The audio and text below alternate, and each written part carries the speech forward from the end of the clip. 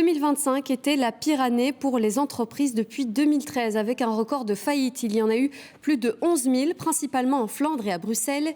Les conséquences de la crise Covid qui se font toujours sentir. C'est l'une des explications. On voit cela avec Maxime Depré, Denis Silva et Poveda et Paul Loncin.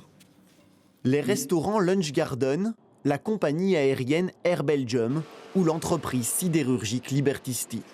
Autant d'entreprises qui ont mis la clé sous la porte l'année dernière. Au total, elles sont environ 11 700 à avoir fait faillite en 2025. On voit quand même beaucoup d'entreprises, donc un record absolu d'entreprises qui ont arrêté leur activité, non seulement par faillite, mais tout simplement pour d'autres raisons parfois. Ce qui fait que la croissance nette des entreprises actuellement est extrêmement basse. Cela serait encore les conséquences des différentes crises de ces dernières années. Covid, énergie, inflation. Et à cela s'ajoutent aussi des causes sectorielles. Construction, on voit surtout l'influence des hausses des prix des matériaux premiers. Ensuite, il y a le transport, où il y a bien sûr le coût salarial qui est assez important, mais aussi le prix des carburants depuis quelques années et la concurrence avec l'Europe de l'Est.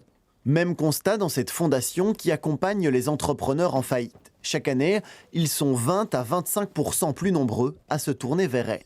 De plus en plus de CPS font appel à nous parce qu'ils sont confrontés à des entrepreneurs qui viennent chez eux et comme la situation d'un entrepreneur, notamment au niveau social, peut être très compliquée, eh bien, ils nous appellent pour qu'on leur explique comment, quels droits ils peuvent activer et comment résorber cette masse de problèmes qu'il y a à s'attaquer. Et au-delà de l'impact sur l'économie belge, ces faillites ont aussi des conséquences personnelles. L'entreprise est généralement vécue comme un membre